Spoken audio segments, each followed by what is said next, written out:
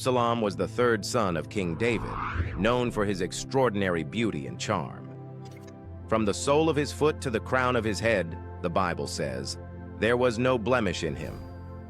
Despite his outward perfection, Absalom's life was marked by turmoil and tragedy.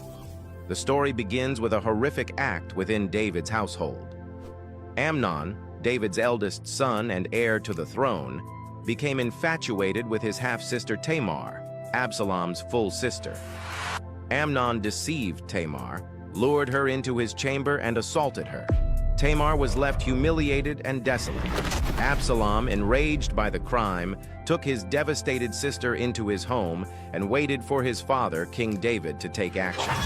But David, though angry, did nothing to punish Amnon. For 2 years, Absalom's fury simmered in silence. Then, he plotted revenge. Under the guise of hosting a feast, Absalom invited Amnon and the rest of David's sons. During the festivities, Absalom gave the signal and his servants killed Amnon. The murder sent shockwaves through the royal family. Fearing David's wrath, Absalom fled to his maternal grandfather's kingdom in Geshur, where he remained in exile for 3 years. David mourned both the loss of Amnon and the estrangement of Absalom. Eventually, through the intervention of Joab, David's military commander, Absalom was allowed to return to Jerusalem. However, David refused to see him, leaving their relationship fractured and tense for another 2 years. When Absalom finally forced an audience with his father by burning Joab's fields, the two were seemingly reconciled, but the rift between them remained. Absalom, dissatisfied with his position and hungry for power, began to conspire against his father. Using his charm and political cunning, he positioned himself at the city gate, where he would listen to the grievances of the people and promise them justice. Over time, he stole the hearts of the men of Israel. When his support was strong enough, Absalom declared himself king in Hebron and launched a rebellion against David. Hearing of his son's uprising, David was heartbroken but acted quickly.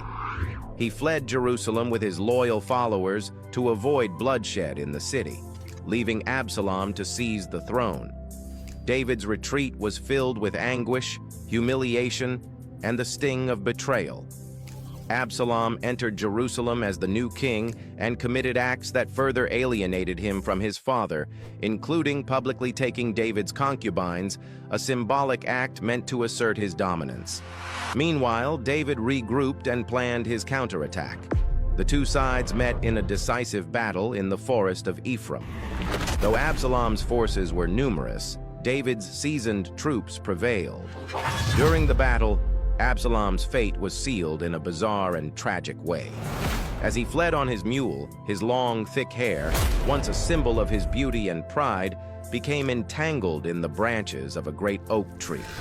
Suspended and helpless, Absalom was discovered by Joab, who disregarded David's command to deal gently with him.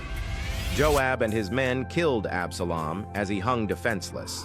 When news of Absalom's death reached David, the king was inconsolable.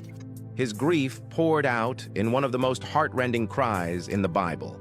"Oh, my son Absalom, my son Absalom, would I had died instead of you, O Absalom, my son, my son."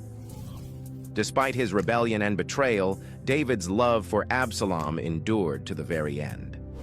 The story of Absalom serves as a sobering reminder of the consequences of unchecked ambition, familial discord, and the deep complexities of parental love.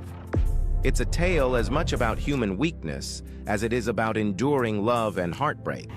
If you enjoyed this story, please subscribe, share, like, and comment. Thank you, and see you soon.